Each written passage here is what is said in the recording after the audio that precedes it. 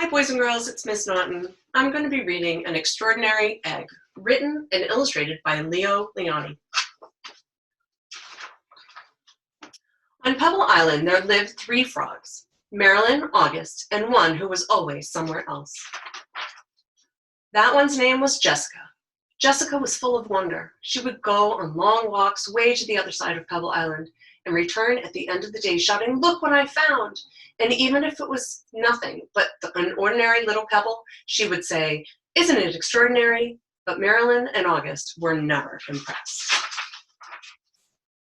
One day, in a mound of stones, she found one that stood out from all the others. It was perfect, white like the snow and round like the full moon on a midsummer night. Even though it was almost as big as she was, Jessica decided to bring it home.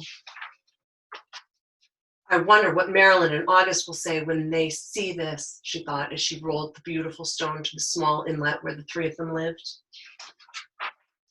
"Look what I found," she shouted triumphantly, "a huge pebble." This time, Marilyn and August were truly astonished. "That is not a pebble," said Marilyn, who knew everything about everything. "It's an egg, a chicken egg." "A chicken egg? How do you know it's a chicken egg?" asked Jessica, who had never even heard of chickens. Marilyn smiled. "There are some things you just know." A few days later, the frogs heard a strange noise coming from the egg.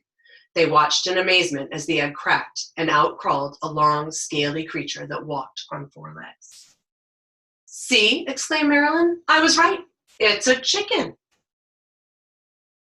"A chicken!" they all shouted. The chicken took a deep breath, grunted, gave each of the astonished frogs a look, and in a small, raspy voice said, "Where is the water?" "Straight ahead," the frogs cried excitedly.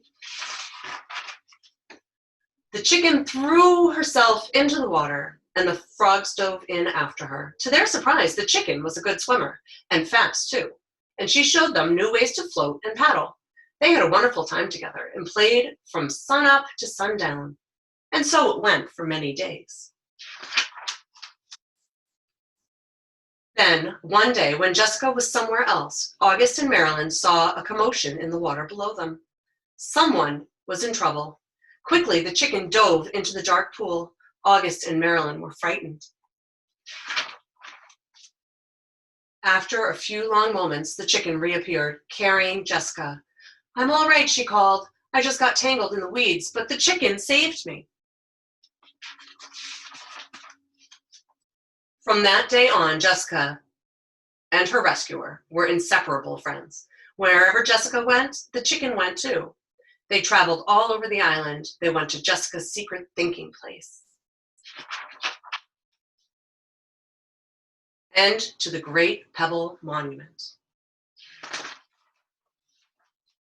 One day, they went to a place where Jessica had never been before. A red and blue bird flew down from a tree. "Oh, there you are," it exclaimed when it saw the chicken. "Your mother has been looking all over for you. Come, I'll take you to her." They followed the bird for a very long time, and they walked and they walked. They walked until the warm sun and the cool moon, and then